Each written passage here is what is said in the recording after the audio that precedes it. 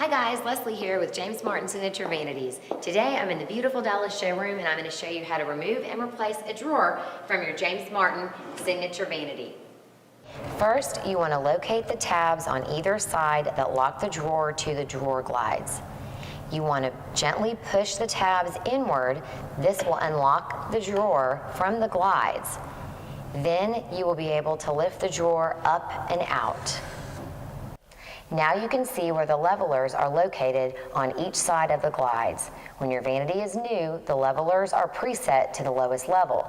Most of the time there will be no need to adjust the level of your drawers, but at some point it may be necessary. To adjust the level of each side of the drawer, you turn the leveler screws to the right and to the left.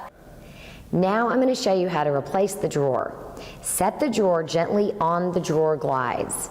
Not too far back into the vanity, just on the glides. Hold the glides into place so they don't move as you gently push the drawer forward so that it falls into place. Then find the tabs again. This time, gently pull the tabs outward. This will lock the drawer in place. Now adjusting those levelers may only be necessary if the weight distribution is off due to the contents in your drawer. So keep that in mind. If you're a little messy like me, you may want to rearrange those contents in your drawer. Well, that's it. It's just that simple. Next time, tune in for my video on how to remove a shelf from your James Martin vanity.